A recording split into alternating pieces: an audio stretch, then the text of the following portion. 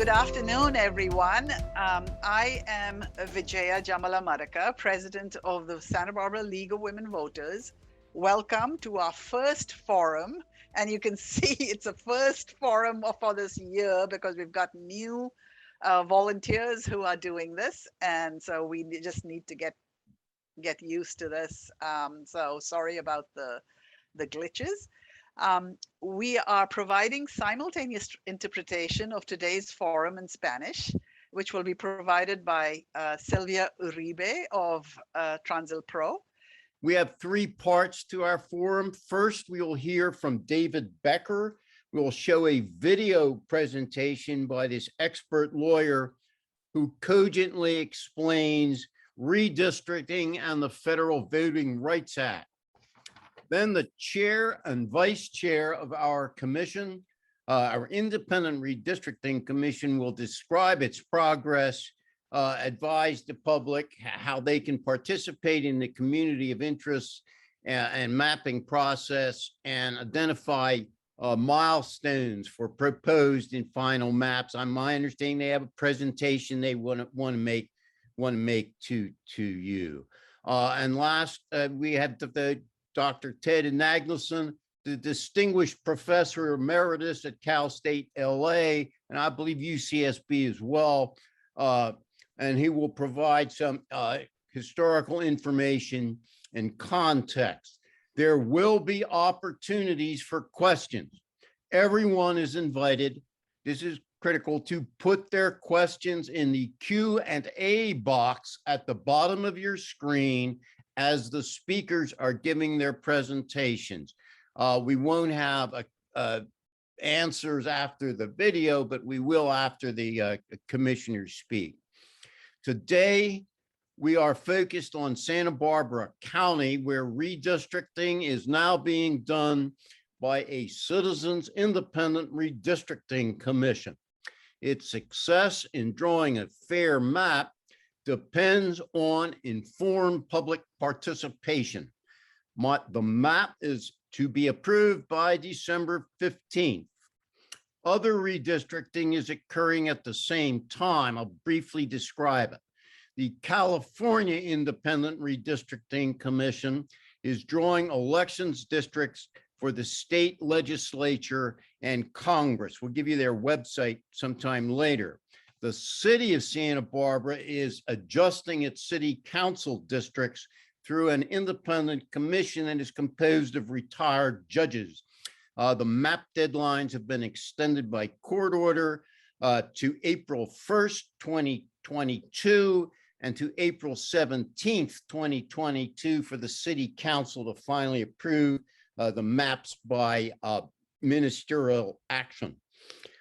There is a civic engagement and outreach plan that kicks off September 20th, and you can see the city's website for the details on their process so you can participate.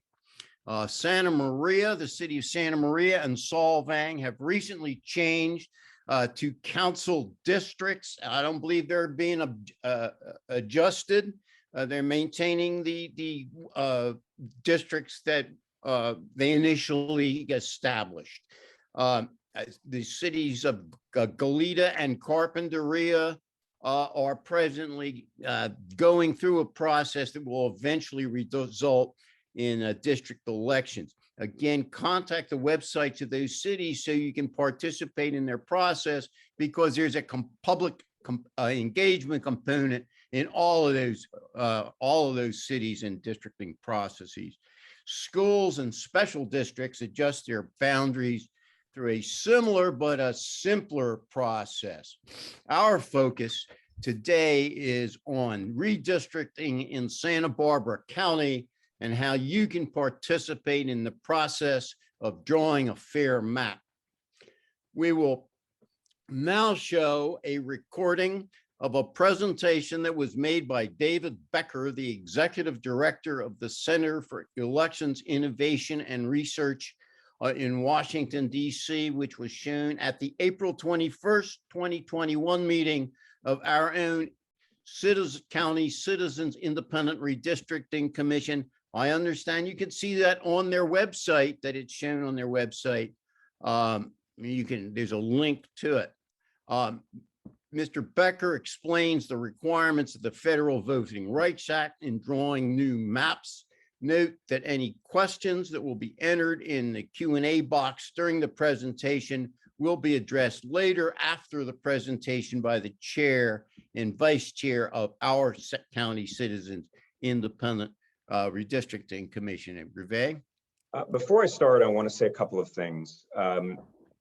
Redistricting is challenging because there is no magic algorithm you can plug all of the facts into and get the perfect map every time. There's just no way to do that. It's a very heavily fact-intensive inquiry, and it's as much of an art as it is a science, which brings me to my second big point. Is you look at all of this information I'm about to share with you, don't feel overwhelmed by it. Don't worry about it too much. It can all really be boiled down to one basic concept, which is fairness. Fairness to minority populations that are cohesive, that are large, that tend to vote for certain candidates. But for some kind of fundamental fairness, they might not get any representation at all or very limited representation. So if you keep that in mind, you'll be fine. And you'll be able to balance out just the right amount of consciousness of issues related to race and other issues important in redistricting, while also making that nothing predominates too much over the process as you balance out all of the variety of factors. So these are some of those factors. We're going to go through them one by one. First and foremost is the reason we're doing this every 10 years, which is equal population, which is once we get the census data, we're able to divide up the districts to reflect the population changes that have happened over the last 10 years. I'll go through each of these one by one, don't worry, but we're going to start, as I mentioned, with equal population. So first, what does that mean? It means in a place like Santa Barbara County that the population must be substantially equal. It doesn't mean in the case of a county redistricting plan that it has to be exactly equal. That's the rule generally for things like congressional districts within a state, but you have some flexibility to have some deviation between the population in the districts according to the census data by about plus or minus 10%, I'm sorry, plus or minus 5% or overall 10%. And what that means, here's a fictional jurisdiction with 10,000 people, an average district size would be 1,000. And then the population in these districts as outlined here, looks like it's all pretty close, but when you get down to it, you can see one district is minus 6% from the average and another is plus 5%, which means the total deviation is 11%. And when that happens, you have the problem where you no longer enjoy the rebuttable presumption of equal population. As long as it's within a plus or minus 5% range, you enjoy a rebuttable presumption that you have satisfied the equal population requirements. Now, if you do end up with a plan that has a slightly higher deviation than 10% overall between the least populated and most populated district, that doesn't mean it's illegal. It just means that you need to present evidence that demonstrates why you did that and why it may more accurately reflect population characteristics than what the census showed. And that might be particularly relevant this year as we've got concerns about the delays in the census data and possible undercounts that may have resulted from things like the pandemic and how the census operated in the last several years. Now, whether that plans out or not, we're going to actually have to see what the data shows, but you may have some ability to do that, but 10% is what we call a safe harbor. So as I mentioned, this is the data that comes from the census. We understand this data will be coming from the census perhaps as early as August, but almost certainly by September. As you all know, this is later than ever before. And that puts tremendous strain on the line drawers to get the lines drawn, to take in public comment, to do outreach, to take in all of the considerations that need to be done in time for candidate qualifying in 2022.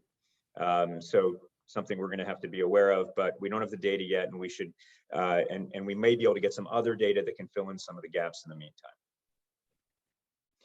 So I want to say something in particular with regard to students, because obviously the county has a significant student population. The census data will be helpful here, but you are allowed to review other data like student population data, other data that might indicate where people live, where people are residing, where people are, for lack of a better term, putting their heads at night. Where do they consider themselves to be residents? And students' populations are always challenging because many students, if not the vast majority of students, actually have more than one place where they could legally consider themselves to be residents. They could consider themselves to be residents at their university or college. They could consider themselves to be residents at their family home, etc. So that could be some issue here, and we'll need to kind of navigate that. But I do also want to state that data would be exactly the kind of data that I mentioned before that could rebut the presumption that that there was a problem with equal population if you had really strong data on student populations and the number of students that consider themselves residents of the county.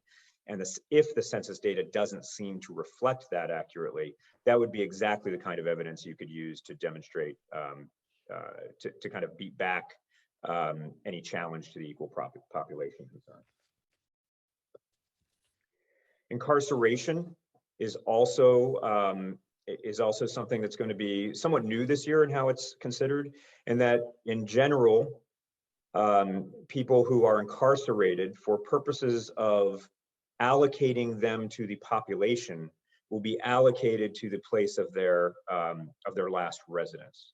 And that data should be done by the state once they get the data from the U.S. Census. So that should be helpful. We're not, so we're dependent, regardless of whether, you know, one of the problems that came up is census has traditionally allocated prisoners to where they are imprisoned. And in that case, it can artificially inflate an area with a prison in terms of total population when those people are very likely not to be voting in the area. So that's something that is going to be corrected this year in California. Okay, let's talk about this. This is another, probably one of the biggest issues, is race and ethnicity. And this is obviously going to be an issue in Santa Barbara, which has, I looked at the census estimates, the most recent ones, and it appears that there is just a shade under 50% total population for the Hispanic population. So there's clearly a large Hispanic population that would need to be considered here. Other minority populations appear to be much smaller and most likely may not raise large Voting Rights Act concerns. We can't exclude that as a possibility. So we're going to need to look at the data and see where it naturally takes us. Now, this is where we get into racial fairness, and I think these maps or these diagrams are really helpful. What we would see in places that we're trying to dilute the votes of minority voters was that, for instance, take a place where there's roughly 40 or 45% minority voters, and if those voters tended to vote against what the white majority, the candidates the white majority voted for, the white majority could effectively draw districts that excluded them entirely from any representation, especially if whites were cohesive to continually vote against minority candidates. And that's called cracking. And that's the diagram on the left. What you see here is there's 36 dots here, and 16 of them represent minority voters, and that's 44%. And yet, if the map were drawn with districts as shown on the left, those minority voters would form a minority in every single district. And if there was what we call racially polarized voting, which we'll talk a little bit in a second, they would effectively have no representation, although they form almost half of the population in a jurisdiction. That is a classic problem under the Voting Rights Act, and the Voting Rights Act directly addresses that. The other possibility that we have seen used in the past is a process called packing. And here you see a district was created with almost entirely minority voters, and that also minimizes their impact by packing the vast majority into one district and excluding them from possibilities of electing candidates of their choice in any of the other remaining districts, allowing them to have a maximum 25% representation in a 4-district plan. That is something, these are classic things that courts will watch for and will be struck down very clearly under all of the Voting Rights Act jurisprudence that exists. Now, these are pretty clear examples. Most plans are much more difficult, and depending on the populations, for instance, if you have 40% minority populations, well, let me say instead, if you have a 45% minority populations in a district, and you have 5 districts, do you draw 2 districts, 1 district, 3 districts that have minority, where minorities might be able to elect candidates of choice, assuming all of the other factors are in place? And that is a very fact-intensive inquiry. There is no requirement of proportionality. It really depends on how large, how cohesive, where minority voters tend to reside. And those are all, again, we have to look at the data to see where those facts take us. Very importantly, even if the motive is not to dilute minority voting strength, these kinds of plans are still illegal. It's not just intent. Intent is illegal, but also if the result of such a plan is to dilute minority voting strength, that is illegal. And as it's noted here, it doesn't matter whether the lines are pretty. We're going to talk about that a little bit, because I know we've all seen pictures of districts in various contexts, and pictures of a district without the context of the geography and the population in that area really don't tell us much. So I think we have to keep that in mind. So this gets to the main rules of the Voting Rights Act. I mentioned this before. The first question we ask, are there sizable, concentrated minority communities? And do they have distinct electoral preferences? If minority communities don't all tend to vote for the same kinds of candidates. And by the way, these candidates don't necessarily need to be members of the same community. Minority communities could be cohesive around candidates that don't look like them, but they might be their candidates of choice. This is really one of the keys. This is not necessarily about descriptive representation. It is about listening to the minority voters and determining who their candidates of choice are on a regular basis. Now, in most cases, they tend to be people in their own community. That is absolutely true, but that's not always the case. So it's something we will want to look at.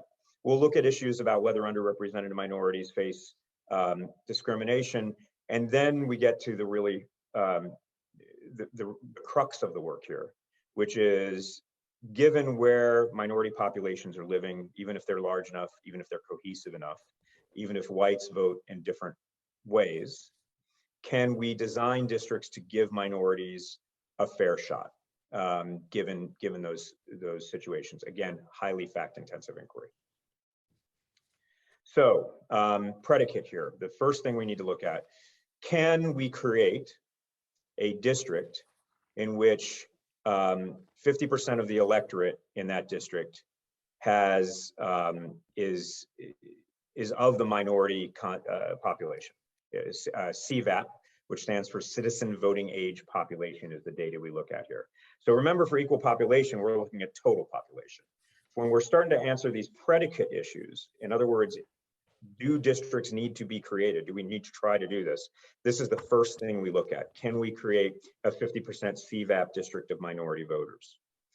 And then secondly, do they have the distinct electoral preferences? Here we've got, for instance, a plot of Latino vote versus percentage of the candidate vote. And as we see, as the Latino vote goes up, we have a linear correlation between the percentage of the Latino vote and the percentage of a particular candidate's vote.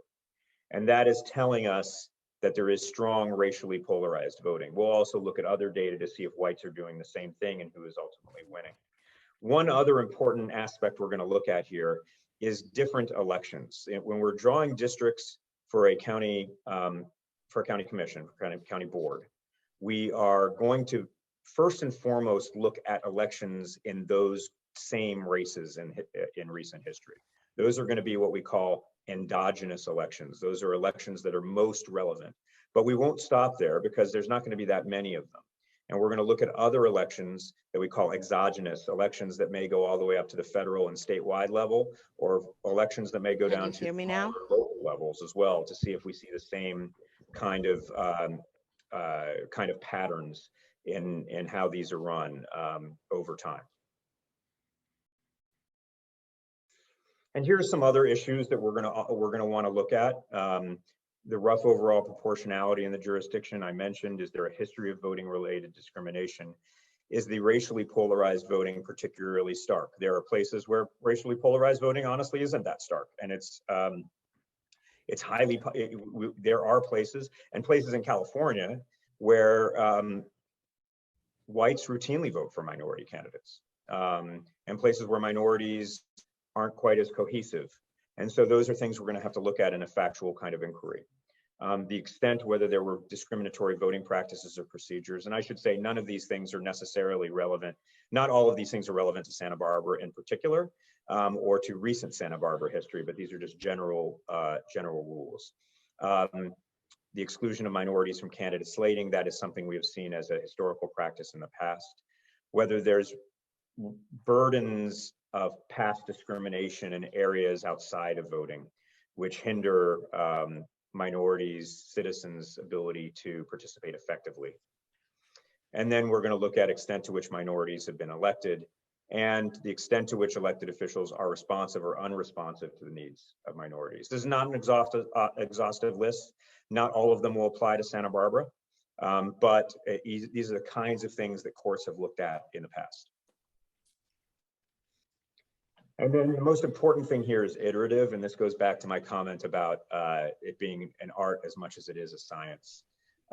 Those of us that have worked in redistricting for some time will tell you that often you just try drawing maps and doing the best you can and seeing what communities can be kept together in certain ways, moving census blocks around, trying to keep communities and other interests together best you can.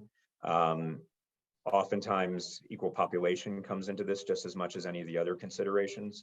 And so you're just going to have to keep doing this over and over and over again for a period of time. And that's entirely normal. That's how everyone does this. It shows diligence in the process. So, so that you're not doing anything wrong if you feel like you're doing kind of trial and error. It's not trial and error. It's just an iterative process that's necessary for to draw our districts in the first place. So this is a very important piece, and I'm stealing directly from Professor Levitt on this, which is why the picture of the car is there. While the Voting Rights Act and the Constitution require line drawers to be race conscious, the Supreme Court also has stated in a line of cases from the early 1990s that started with a case called Shaw versus Reno, that while you have to be race conscious, you can't allow race to predominate over all other traditional redistricting criteria. And I think the way to think about this, and I love Justin's analogy, is think of it as driving a car. It's okay if you're driving a car and you're balancing driving the car while looking at the speedometer, while being attentive to your foot on the gas pedal, to changing the radio station occasionally, to grabbing a sip of coffee from the cup holder. But if you focus just on the radio station, you're probably going to be in trouble as you're driving in that car. So, so be aware of the fact that as long as you feel like you're balancing a bunch of competing interests, you're doing it right. That's exactly what you're supposed to be doing. If you're only focused on race and you put aside equal population and you put aside geographical boundaries and you put aside communities of interest and don't even begin to look at them, that's when the Supreme Court would say you start to run into trouble. But I will also tell you, I have every confidence that this process won't be that at all. There will be a lot of consideration and balance of all of these factors as we're moving through it. So these are some of the ways to avoid insufficient attention to race. Looking at that 50% citizen voting age population for minority groups, this was put separately or together, and it's certainly, if it turns out that different minority groups, African Americans and Hispanics, for instance, are voting cohesively together as a coalition, then they need to be considered together. And we'll look at that as we look at all of the data. Do local minority groups have distinct political preferences? And one of the very important points here is looking at primaries as well, because there are many places, and I haven't looked at the data in Santa Barbara in some time on this, so I can't say whether Santa Barbara is one of these places, but it's true in a lot of places, where primary elections are more salient than general elections, because in a particular district or area, members of one party tend to have a very easy path to winning the general. And so winning the primary effectively ends up electing the candidate. Is there a history of discrimination? Do minority groups have a meaningful opportunity in a roughly proportional number of districts? It does not have to be proportional. And what would it take for them to have meaningful opportunities to elect candidates of choice? We talk about these majority minority districts a lot, and I've mentioned the 50% threshold quite a bit. But that's really a threshold to establish whether you need to draw some districts or try to draw some opportunity districts for candidates. It may very well be that the minority percentage in some of these districts can be below 50%. I've seen it as low as 38, 37% in some districts, because while the minority population is cohesive in who they choose, the white population has enough of what we call crossover voting, where many whites will vote for candidates similar to what minority populations are voting for. And so, in fact, going up to 50 or 55% might be a form of packing in a way that you'd have to keep an eye out for. So this is again why I'm talking about it being a very fact-intensive inquiry. We're going to need to look at this and see where the populations are and how they're voting. So as you're balancing race consciousness while avoiding racial predominance, it's important to remember it's fine to consider race and ethnicity. You're in fact required to by the Voting Rights Act and the Constitution. Don't set out to overpack and don't set out to divide, splinter. I don't think you need to be told that. I don't think that's going to be an issue here, but those are kind of red flags right away. And then make sure, as we're considering other issues, the other important redistricting criteria of communities of interest, neighborhood boundaries, geographical boundaries, and compactness. And we're going to talk a little bit about that as well. So let's talk about contiguity. Contiguity just means that all parts of a district must be connected to each other. This is not compactness. This is contiguity rather. So you could see you might not like the way that district looks, but the one on the right is contiguous and satisfies this consideration. We'll just need to make sure that there is contiguity in any district. Neighborhoods and communities. So minimizing, just being aware, and you will all be the expert on this more than certainly I will be, but where neighborhoods that are kind of communities of interest are together, trying your best to keep them together. There's likely no way to keep every neighborhood and every person in every neighborhood happy in the sense that they feel like they're connected to the same people. It's just very, very hard while maintaining all of this other balance about racial considerations and also equal population. But it's certainly one of the many factors that we're balancing and having a good sense of the communities of interest, the neighborhoods, the boundaries as districts are going on. So a community of interest, here's a definition for it, and I think it's a good one. A community of interest is a population that shares common social and economic interests that should be included within a single supervisorial district for purposes of its effective and fair representation. Communities of interest do not include relationships with political parties, incumbents, or political candidates.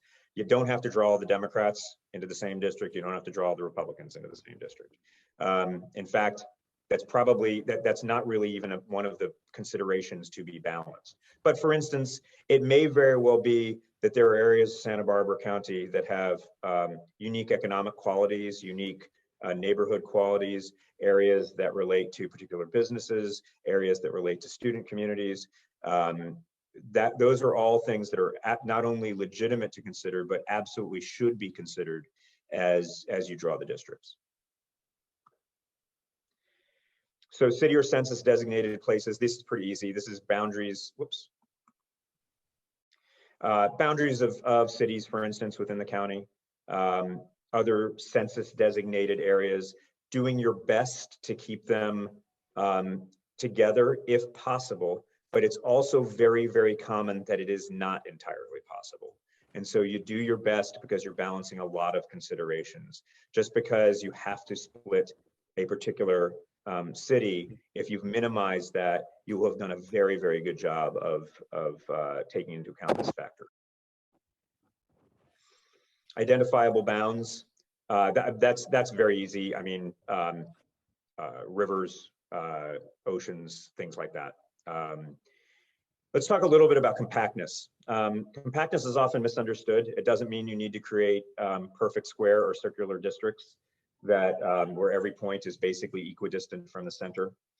And so don't think of it in terms of abstract shapes. That's not what California law says. That's not what federal law says. That's not how districts are drawn or even can be drawn. It'd be almost impossible to do that.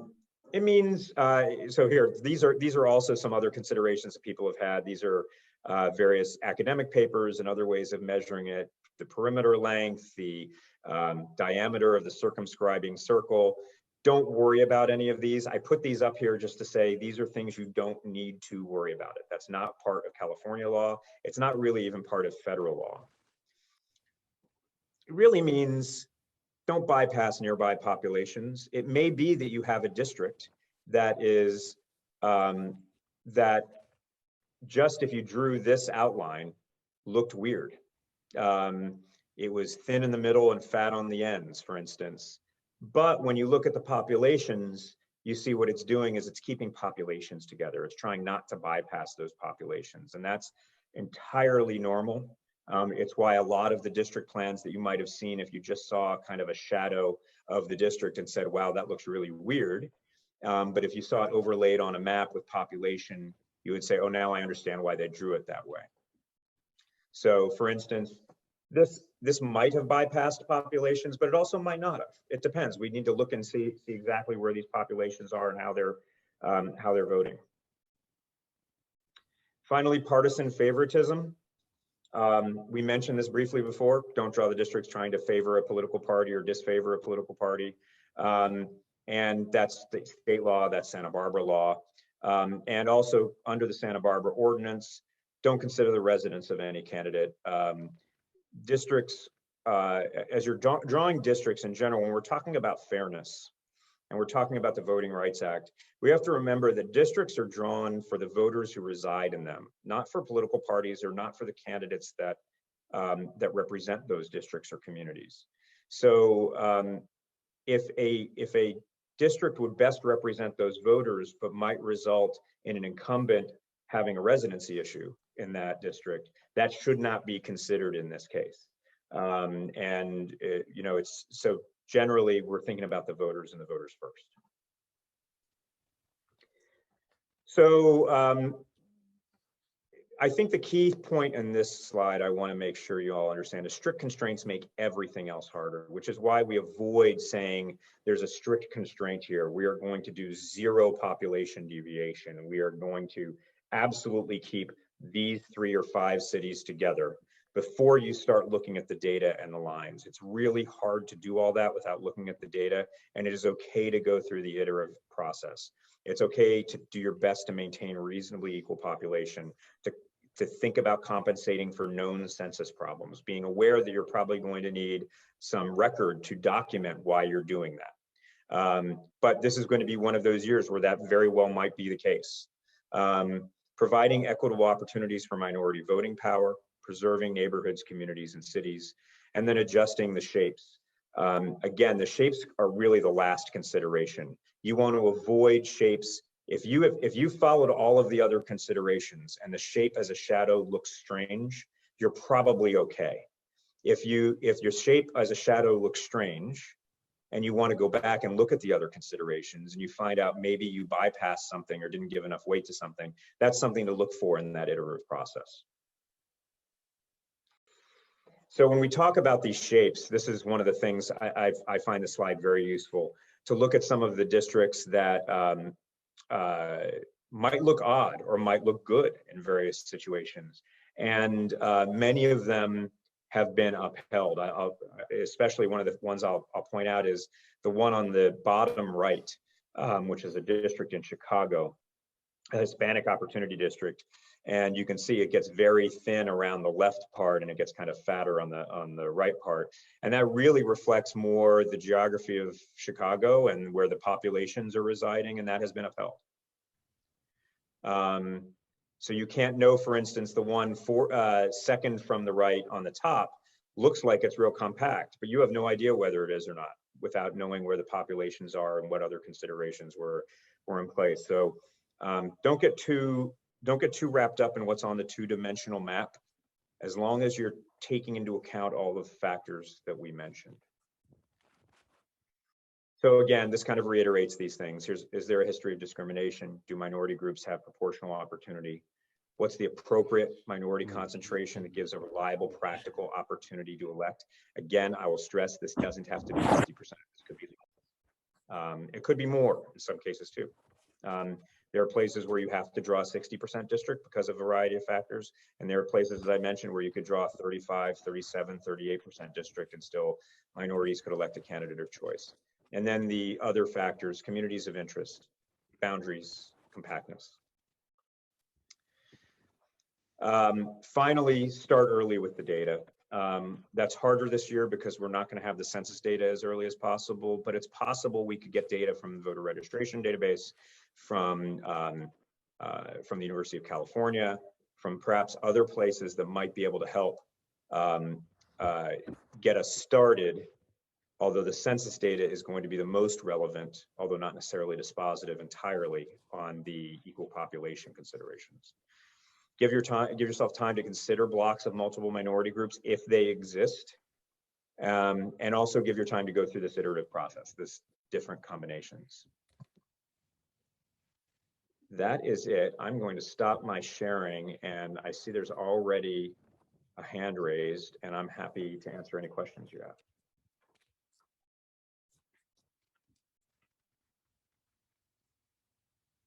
Are we back?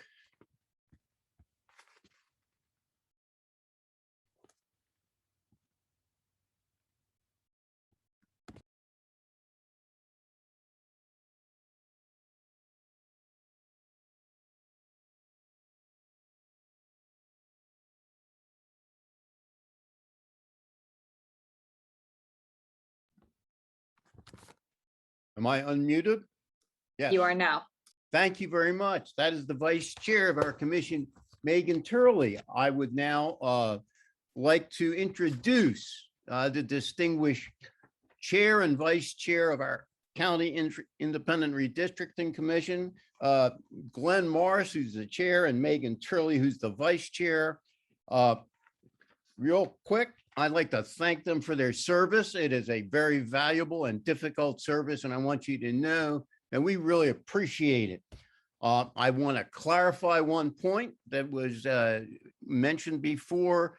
The commission will produce the district maps by the end of the year, not by any specific date, if I understand that correctly. I'll have to start my video.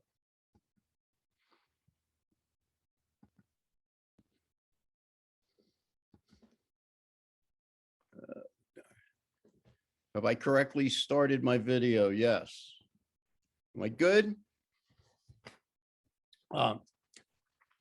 Did you get the clarification that the maps are going to be approved by the end of the year, if I understand correctly? To atone for that slip, I'll give you a free heads up. AB 361 just passed the legislature as an urgency measure, and it concerns remote testimony under the Brown Act. If the governor signs it, you're going to need to have your lawyer look at it. Free him. I would now like to introduce the chair and the vice chair. Glenn Morris, the 5th District Commissioner, is the chair of the commission. He heads the Santa Maria Valley Chamber of Commerce, the leading business support, economic development, and tourism promotion agency in northern Santa Barbara County. In addition to his work with the chamber, Glenn has professional experience in economic development, tourism, and community development. He brings more than 2 decades of experience in leadership to bear on his passions of community organizational excellence and the power of collaboration to achieve goals. The 2nd District Commissioner and Vice Chair of the Commission, Megan Turley, was born and raised in Santa Barbara. She currently works on the fundraising team at UC Santa Barbara's Kavli Institute for Theoretical Physics. She graduated with dual degrees in sociology and East Asian studies from Brown University. Go Bruins. While at Brown, she helped implement a research study analyzing the intersection of socioeconomic status and first-generation college experiences. Megan has worked in the nonprofit sector since 2012 and served on the Emerging Leaders Alumni Council for the last 3 years, most recently as co-chair. That council seeks to provide regular opportunities for networking, professional development, and community services for more than 150 nonprofit leaders from across Santa Barbara County. Chair Morris.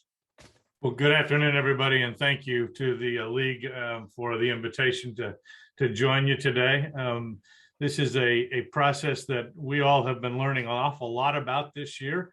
The commission was originally seated in November and December of last year, and so we've been on a crash course of learning, and we're thrilled to be able to join you and share a little bit about how our process is working, where we're at today, and how you can get involved. So with that, I'm going to bring up the PowerPoint and introduce my colleague, Megan Turley, who's our vice chair. She's going to get us started this afternoon. Megan?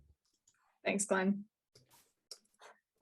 All righty. So thanks to Shane and everybody at the League of Women Voters for having us here today.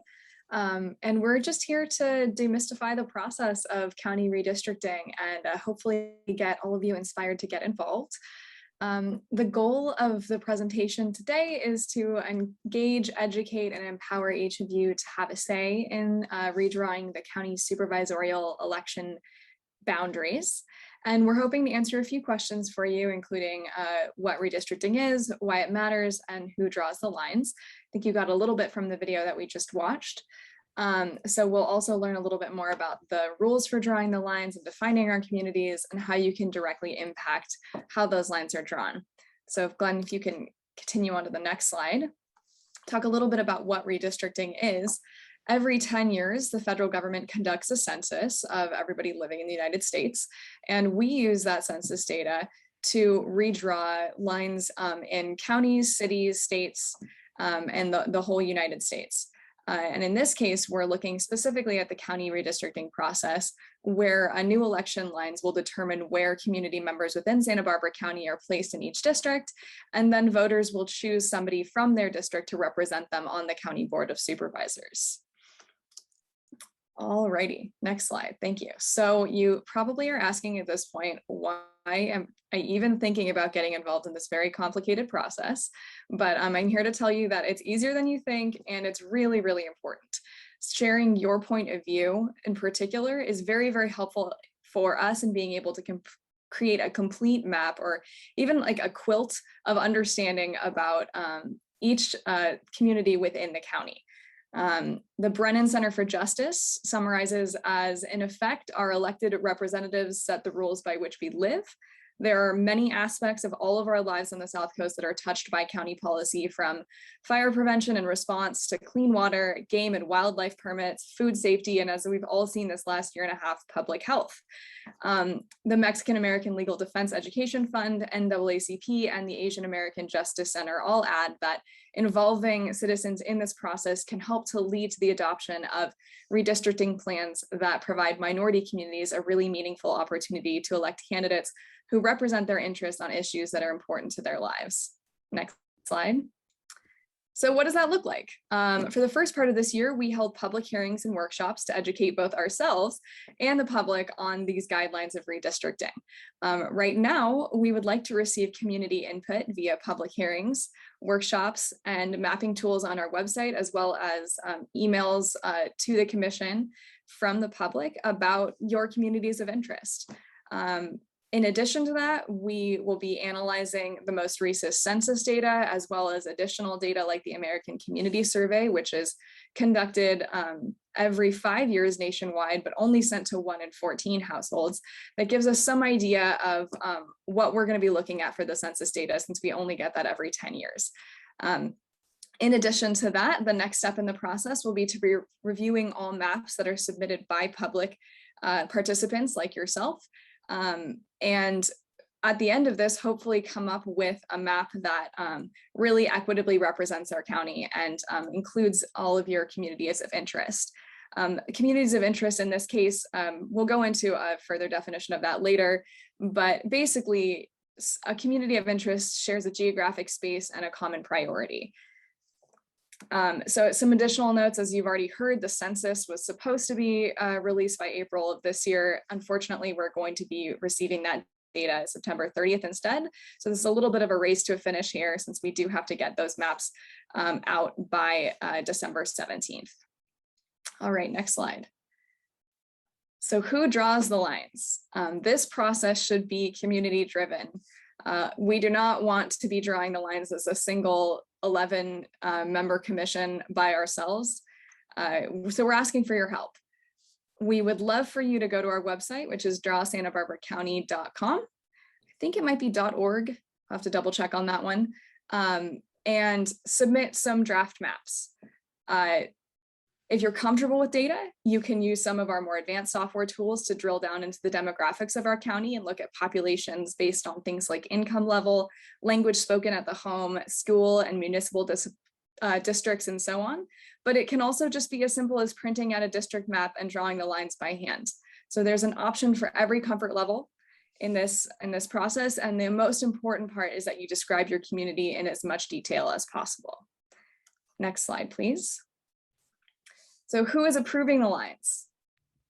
In 2018, voters in Santa Barbara County, hopefully that was you, approved Measure G. Measure G established us, the Santa Barbara County Independent Redistricting Commission, and our task is to approve a map during the public process that includes significant public input. We are required to be independent, transparent, and nonpartisan, and create an opportunity for everyone to be heard. So historically, you may know that redistricting was and still is in many places a public process that's facilitated by county staff, consultants, and then approved by the Board of Supervisors. But in Santa Barbara County, we have our 11-person Santa Barbara Citizens Independent Redistricting Commission, and we are tasked with redrawing district lines and adopting that final map. Next slide, please. So you may be wondering how we were appointed to these enviable positions. The commission is comprised of county residents who aren't elected officials, lobbyists, political candidates, donors, or any close relatives or affiliates. So the selection process was designed to produce a commission that is independent from the influence of our Board of Supervisors, from political parties, campaign contributors, other special interests, and is hopefully reasonably representative of the county's diversity. Obviously, we had a small pool to choose from, and it was not, unfortunately, a diverse one. And so you can see our commission is currently not as diverse as we would like, but each one of us is tasked with understanding the importance of diversity in our county and has pledged to make that part of the tenets of what we're doing. So enough about us. Let's talk a little bit more about your role in this. So we have a very, very tight deadline, as we've said it before, and there are a few different ways that you can help to move this process along.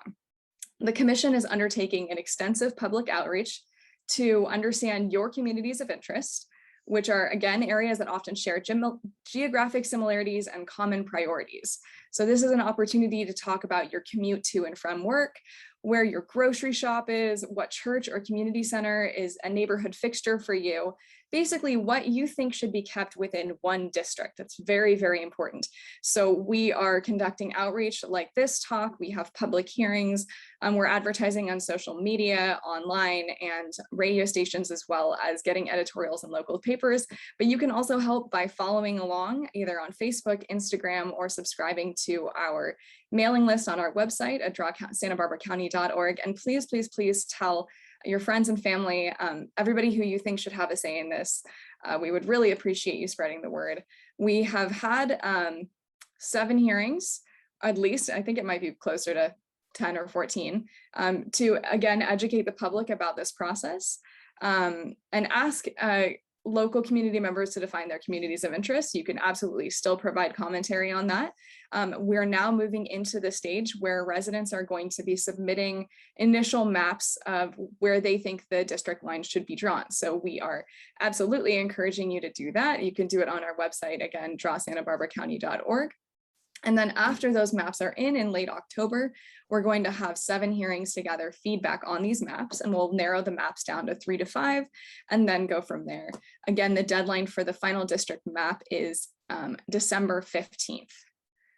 Alrighty, so that's my portion. I'm going to pass it over to Glenn now.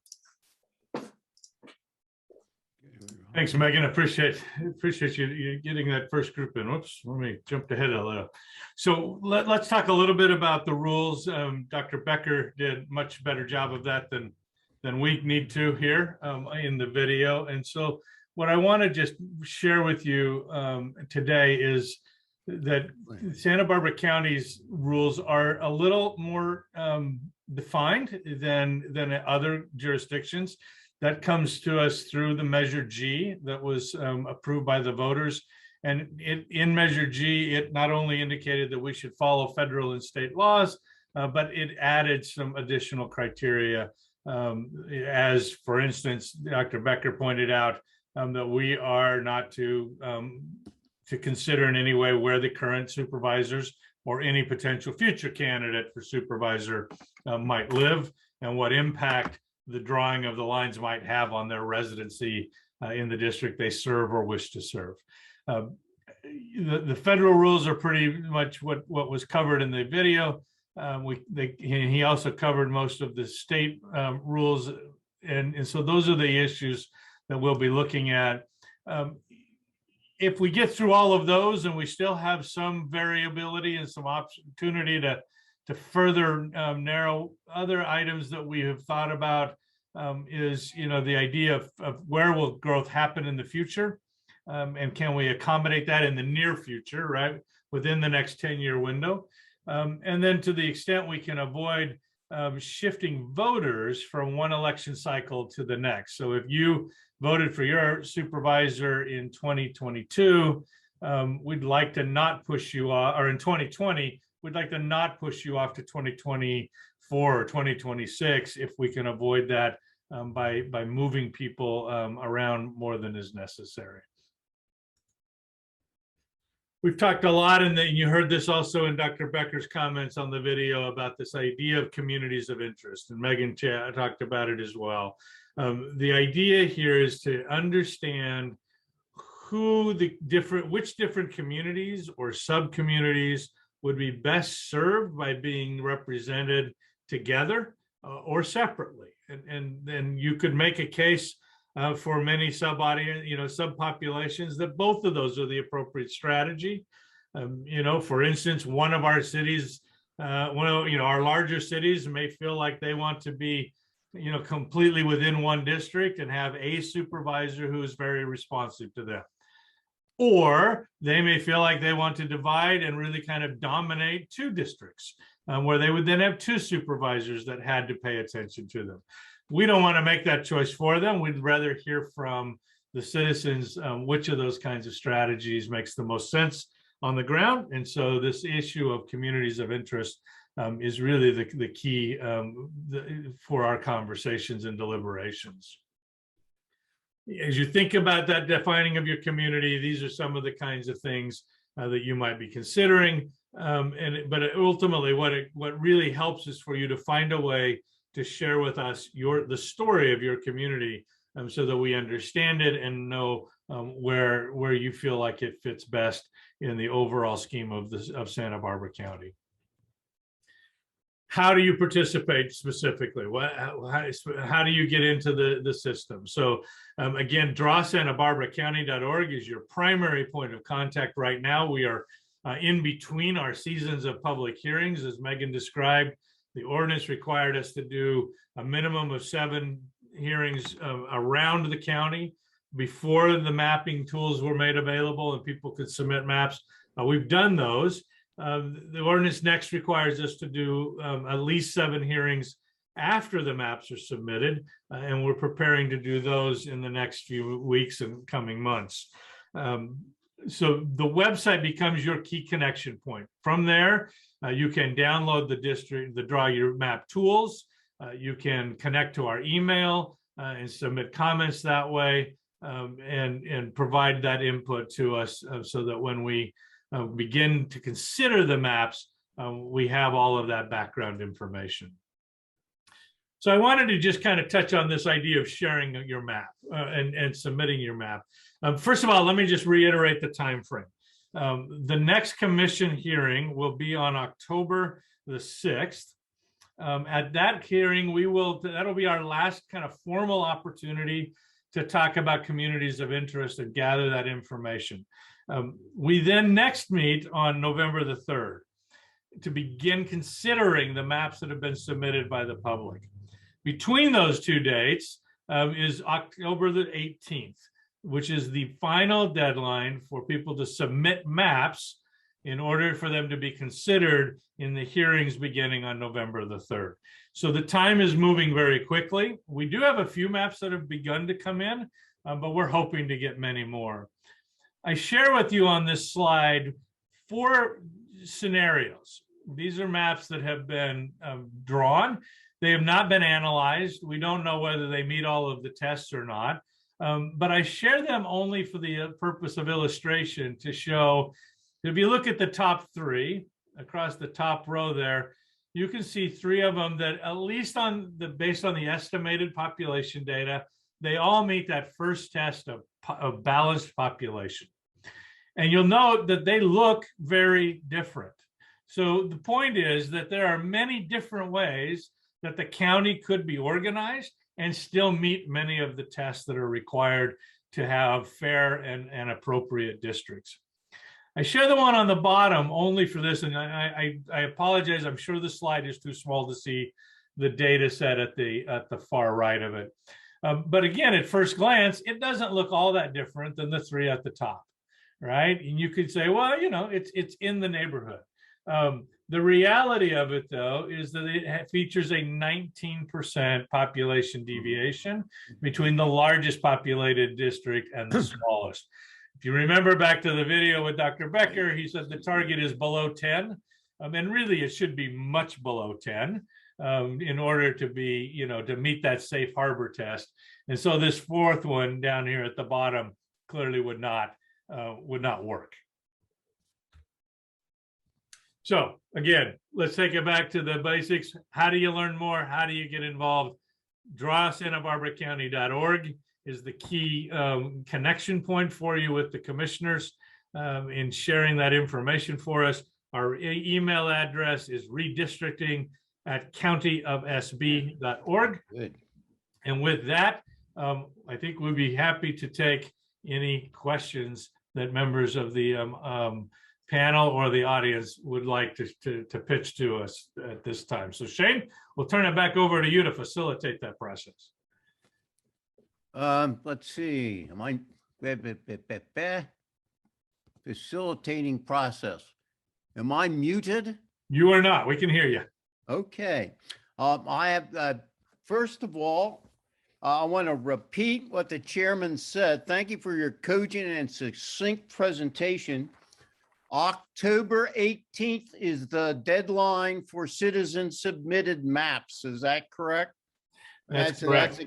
That's the critical date if you want to get in there and draw a map and submit it to the commission.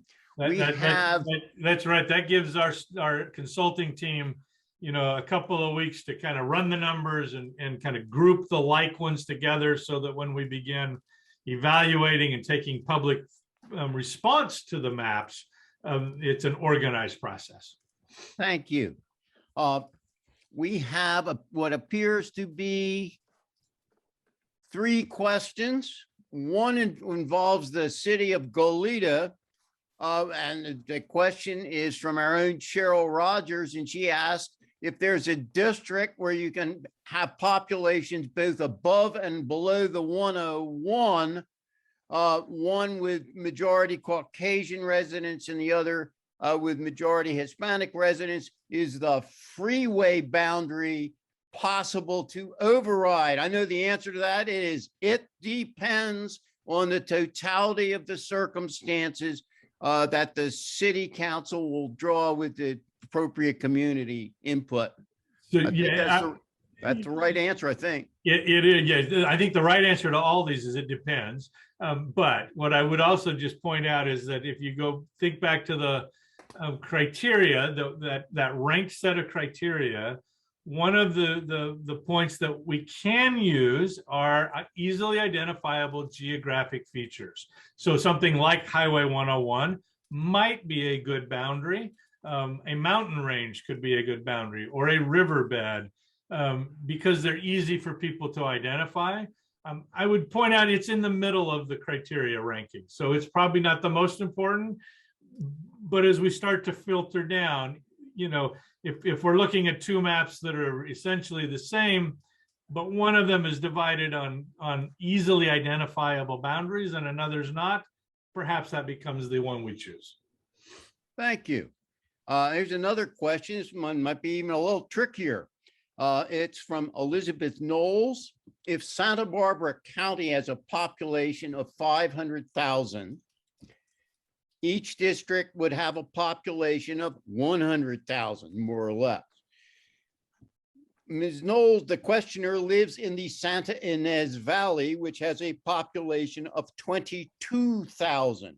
What adjoining areas might we be grouped with? Yeah, that's a great question. So Elizabeth, I think that's what we would love you to tell us. So this is a fantastic example of a time in which we would love your expertise as a citizen of Santa Ynez Valley. So what other local neighboring towns or cities do you think you have the most in common with on a county level? Where would you like a representative to represent? So that's exactly what we're asking for. And if you don't know, then at least you can go online and draw the map around where you think should be kept together. So maybe that's just your city, Santa Ynez Valley, or the area. And if you can describe that very well when you submit your map, that's really helpful for us. If you can say, hey, the rest of this map's not really important to me. The most important thing is that I really want this part to stay together. That's the kind of feedback we're looking for. And I did answer a Q&A that it kind of went into the answered section, but Sarah McDonald had asked or had mentioned that next hearings will be next year. Our next hearing will actually be October 6th. And you can join in person in Santa Maria or on Zoom. Yeah, so Elizabeth, you know, the Santa Ynez Valley is a really interesting place to be in Santa Barbara County right now, because you're right in the middle of the county. And so as we start to draw geographically based boundaries, you probably have as more choices than many of us that maybe live at one geographic end of the county or another. So we really need to know, does Santa Ynez and Solvang, you know, do you really want to align more along the 246 corridor with Buellton and Lompoc, or is it, you know, up and over the grade and down into the, you know, west or eastern Goleta Valley? You know, we really need to hear, because as you point out, Santa Ynez Valley by itself won't be large enough to sustain a district. So you'll need to pick a neighbor, right? and help us understand which neighbor is your preference. Are we good? Good answers. I think that's all the questions we have in the question box. I would note there was a comment, I believe Mr. Morris addressed it. The city of Santa Maria is indeed adjusting its council boundaries, and the city council itself is doing that. They're not using a commission. So you'd want to keep contact with the city of Santa Maria's website. And I think that's what Ms. McDonald was referring to. The city of Santa Maria has held 2 public hearings. Their next hearings are not until March. So I think that's the schedule she was thinking about with the reference to next year. They have a different deadline. You know, it's interesting. Shane mentioned at the beginning of this that the state has extended their own deadlines for redrawing the congressional and you know, assembly and Senate districts.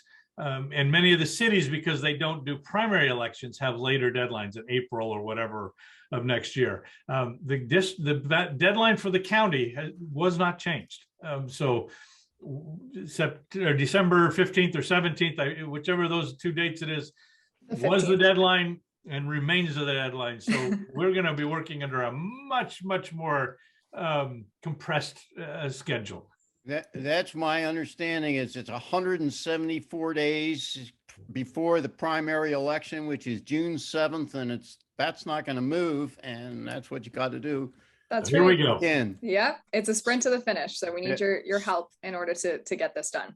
well, we'll do what we can. If all I can do at the moment is introduce Dr. Nagnason.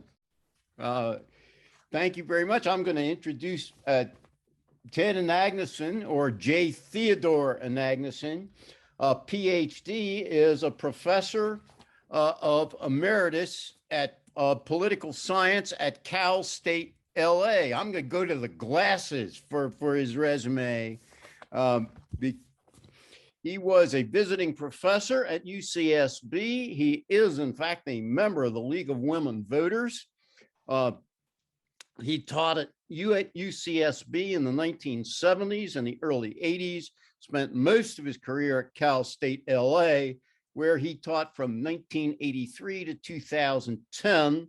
He received a number of outstanding awards. He was the outstanding professor of Cal State LA in 1991, distinguished professor in 2005, won the Public Administrators Harry Scoville Award for Academic Excellence in 2006, and was the Cal State nominee for the State University Wang Family Excellence Award in 2005 and 2006. What do I got there? That's it. Thanks, Shane. That's plenty. Professor Nagnason. Thank you. All right. Well, thank you. I'm very glad to be here, and we're almost on time. I guess we are on time. Yep. Today, I'm going to talk a little bit about the history of redistricting of the House of Representatives, the U.S. House of Representatives over time. Let's see now. Here we go. There we are. Okay. In 1911, Congress fixed the House size of the House of Representatives at 435, and there was not a lot of redistricting at that point. Prior to that, the House would grow as the population did. This avoided a lot of the problems of redistricting, even though in the late 19th century, some poor political scientists actually counted the number of districts that changed in 1870, 80, and 90, and found about half of the districts changed every 10 years, but we don't know by how much. At that point, in the early 1900s, there was very little redistricting until after the 1962 case of Baker versus Carr. And the result of that, you could just look at California. California, just a very typical state. We had a small state Senate district with 14,294 people in it. This was composed of 3 rural counties in the Sierra Nevada range. The largest district was LA County. It had 6 million people, and both of them had 1 senator. So the ratio of the populations was 422 to 1. And ironically enough, this was not the worst one in the country. So at that point, in 1960, 11% of the people of California could elect a majority in the state Senate. Somebody actually calculated all this stuff. In 1960, we had 44 states where less than 40% of the population could elect the majority of the legislature. This actually doesn't sound that bad by today's standards, because the Senate has gotten to the point where 18% of the US population elects the majority of the United States Senate. We've got an awful lot of small states that people have left and large states that people have moved to. I think the ratio when the Senate was defined in 1787, the ratio between the largest and the smallest states was 12 to 1. and that was between Virginia and Rhode Island. At this point, the ratio between California and Wyoming is not 12 to 1, it's 60 something to 1. So we've just had huge differences that are not reflected in the Constitution, in part because we've got one of the hardest constitutions in the world to amend. All right, well, that's a sidebar. In 1960, in every single house of every legislature at the state level, the largest district was more than 2 times the smallest. Connecticut was 424 to 1 in the House. The Georgia, it was 99 to 1, and you've got numbers like this all over the country. So during the 19th century, districts were supposed to be compact, contiguous, and equal in population. This language was repeated in the 1911 Apportionment Act, but then 20 years later in 1929, they took it out. It didn't really make any difference because no one enforced the regulations, even when they were in law. Until 1962, the Supreme Court said that all of this redistricting was a political question and it was outside the jurisdiction of the court. After Baker versus Carr, there was a 1967 law that stopped some of the southern states, I assume it's the southern states, from electing their House members at large, I assume to disenfranchise African Americans. But Baker versus Carr was a true revolution imposed from above by the Supreme Court of the United States, the SCOTUS, as we call it. The Baker versus Carr case came from Shelby County, which is Memphis in Tennessee, and the ratio between Shelby County's representatives, or population rather, to one of the rural districts that was in the case was 10 to 1. And so the case went to the Supreme Court, and the Supreme Court said, oh, well, guess what? This is an issue the courts can actually resolve. We can deal with it. Earlier, they'd said they were political questions that they didn't want to say anything about. So it makes a difference. Okay.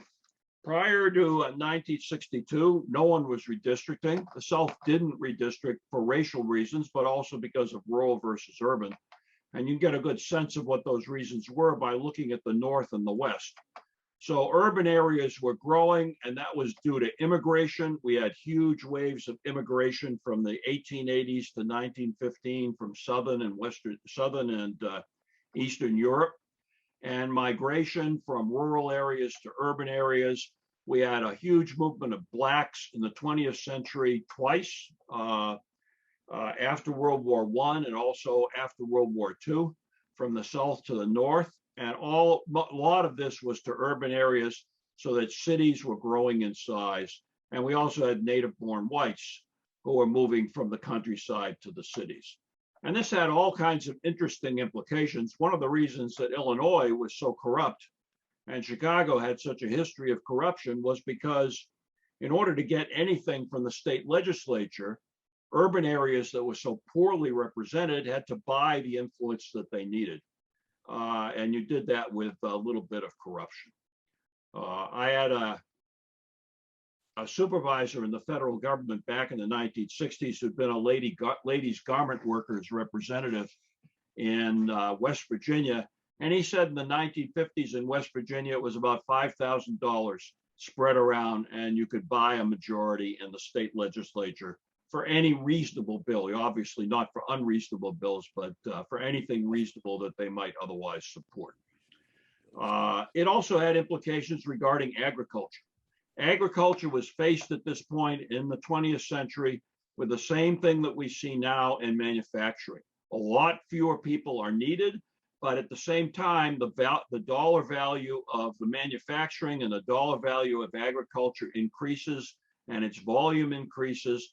And redistricting meant a lot less influence for agriculture in the state legislature. So for the current situation in the 2020s, I think that in order to understand that well, a brief look back, and the state we're going to use is Indiana because it's particularly clear. If we go back to Indiana in 1981, the Republicans enacted a strongly partisan gerrymander in their view, and their goal was to get extra seats. The result of that was that the Democrats got extra seats. By 1990, the end of the 1980s, it was 8 Democrats and 2 Republicans. And so the Republicans did it again and again. They did it in 1991, they did it in 2001, and by 2010, they'd succeeded in getting 6 Republicans and 3 Democrats, and they then tried to get that to 7 Republicans and 2 Democrats with great success in the 2010s. And the difference is the modern era of computing and computerized mapping. Computerized mapping makes it really easy to screw the other side and to get after them. In the 1970s, somebody studied the totality of redistrictings and gerrymanderings and found only 1 of 7 gerrymanderings really was successful. But now in the 2010s, it's much harder to find examples like that. They're just not out there. So we've got to be so much more successful with computers. So, to err is human, but to really screw up requires a computer. And to really get after gerrymandering, if you're doing this in a partisan way, it requires a computer and makes it much easier to do. Okay, so some recent gerrymanders have behaved as they were intended. And there were Republican gerrymanders in Indiana and Missouri and Ohio and Wisconsin, and a Democratic one in Maryland, which has there's a wonderful district that goes around Baltimore, clearly gerrymandered with little arms and legs sticking out all over to pick up people of the right partisan complexion. Others, however, have not worked quite as well. The courts have intervened, North Carolina. Or it takes time before the gerrymander really goes into effect, and by then you're up to the next census, Illinois. Or things change too much on the ground because people are moving, like Pennsylvania, and then the courts intervene. In Michigan, the Republicans aimed for a 9-to-5 gerrymander, but the Democrats managed to get it to 7-to-7 because they hustled. There's nothing like Indiana that you can see in the 2010s, though. So times change your positions, or one of my favorite expressions, where you stand depends upon where you sit. Prior to the 1980s, the Democrats controlled many more states than state legislatures and governors than the Republicans. And so the Republicans wanted commissions to do gerrymandering. And President George Herbert Walker Bush actually proposed outlawing partisan gerrymandering at the federal level. Now we've got the Democrats in the minority, and in the recent bill that they're probably not able to pass as long as the Senate is organized the way it is now, they want commissions in every state. And you can see the congressional Republican advantage in the map of the current situation, where we've got the Republicans controlling the legislatures and the governors of enough states to control 187 seats.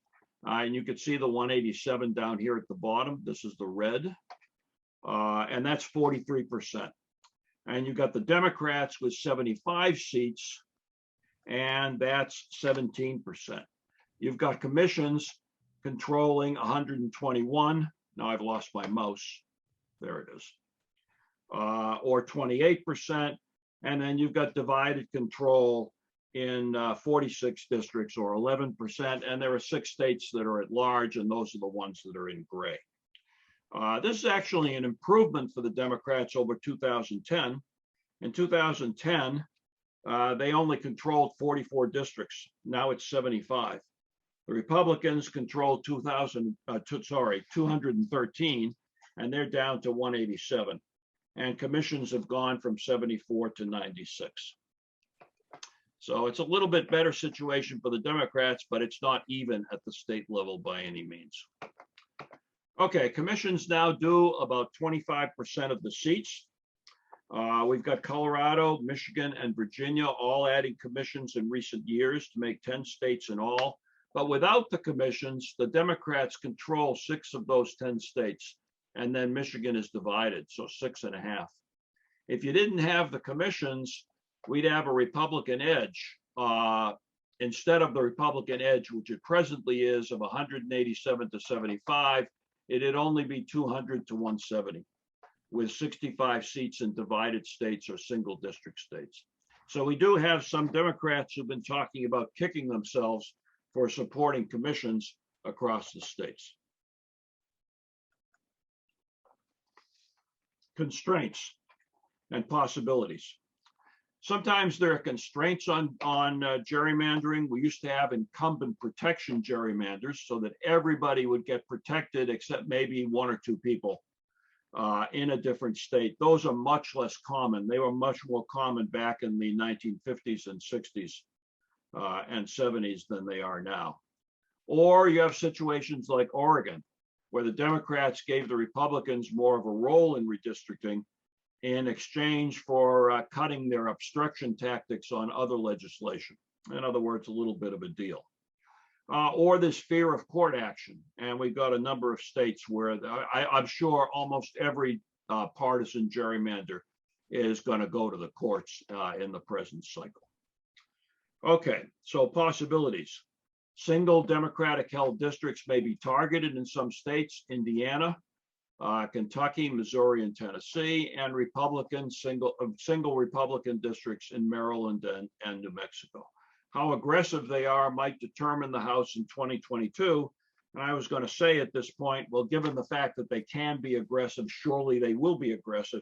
But in fact, the Indiana maps just came out, and the Republicans were not aggressive. The 7-2 majority they held, they did not choose to break up one of the districts that could have been broken up to give themselves perhaps 8-1. So sometimes districts hold back. Roy Barnes, a former Democratic governor of Georgia, pushed a not very successful gerrymander back in 2002.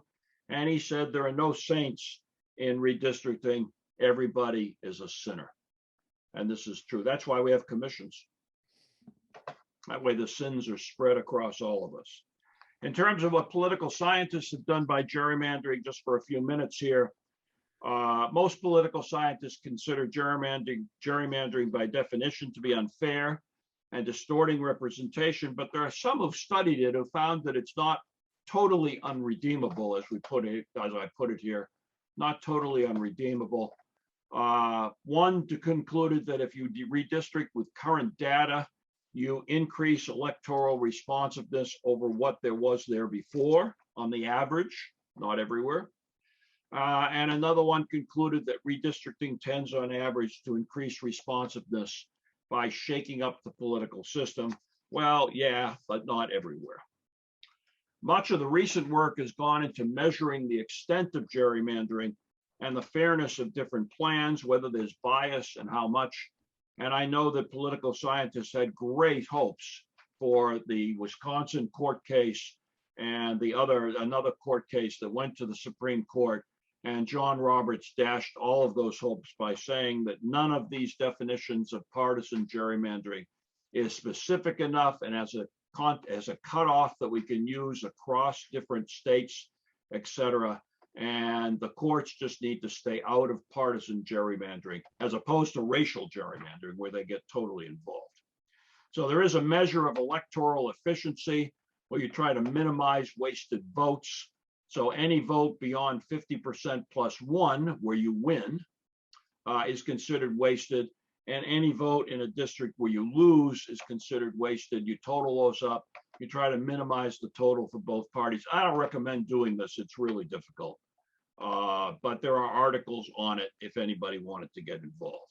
So some of the findings that political scientists have had over the last 20, 30 years, they have found significant evidence of partisan bias in the redistricting maps that have passed today. But the average amount of redistricting has dropped. The bias has dropped substantially over the last 50 years, gone from the 10 to 12% bias to the 5% that I've noted up here. So we do have some improvements due to the involvement of the courts. Since 1960, the maps have gotten fairer. That's in part because we have many states where Redistricting has gone on in between the censuses, and because of court oversights. And the independent commissions that we have in Arizona and California have been studied in terms of their results. And it's been found that they have produced very fair maps. So even when you've got sinners involved, like all of us, it's perhaps not that bad. Okay, I'm going to stop my sharing at this point and turn it back to Shane. Thank you. I don't see any questions in the Q&A box that we haven't answered. I have two questions, one more serious than the other. My first question is, in the old days in West Virginia, was the price higher for an unreasonable law than it was for a reasonable one? And the answer to that is, I actually don't know. And the guy who told me this has departed this earth at this point. So we'll never know. He was interesting. He was with Kennedy when they went to a bra factory in West Virginia. And Kennedy was very uncomfortable in the factory as they showed him how they produced the brassieres and what kind of stitching they used and all this kind of thing, which, given what we know about Kennedy now and having affairs, is really interesting. Here's the second question, maybe not as interesting as the first question.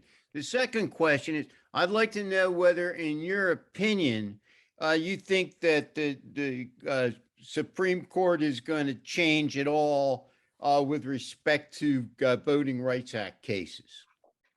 They changed with the Arizona decision, changed with respect to the time, place, and manner decisions, and they were really deferential. And I wonder if you thought that would be that's going to pass over to the vote dilution kind of sorts of cases. I honestly don't know. That's a very good question. And I've learned not to speculate about the court in public because one is so often wrong. But that's a very good question, Shane, but I can't give you an answer. What's your answer? That makes two of us. They took pains to say in their Arizona opinion that what they were saying doesn't apply to vote dilution cases, but I wouldn't bet on it. Yeah. Anyway, I don't care. It's not a good idea to speculate for anyone. I think that we're ready to close up now. We're good. I want to thank our speakers here. And I want to thank the people that attended and participated in the forum, and for the members of the public, remind you to, keep sending your input to the redistricting commissions, the city council, in whatever jurisdiction you happen to live.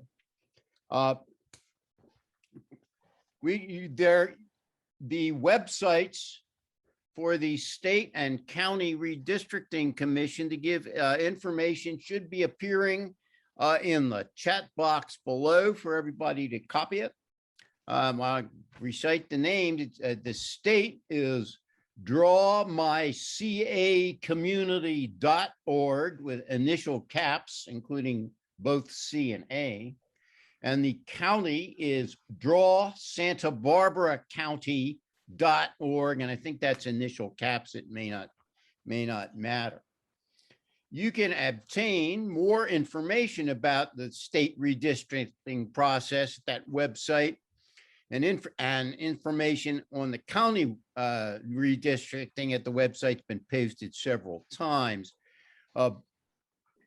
Again, they're at the chat box. Our commission, the county commission's website, has its calendar, it has its agenda, and also has a capacity to view the maps that have been drawn and to draw a map yourself until, I guess, October 18th. The information is available in English, Spanish, and Mixteco. And finally, a reminder to be sure to attend the League's candidate forums for those running for seats on the Santa Barbara City Council in Districts 4 and 6 on September 22nd at 6 o'clock, and the candidate forum for those running for mayor of Santa Barbara on September 30th at 6 o'clock. Both of these forums will be live streamed by TVSB on the League's Facebook post and recorded in English and Spanish and posted on our website.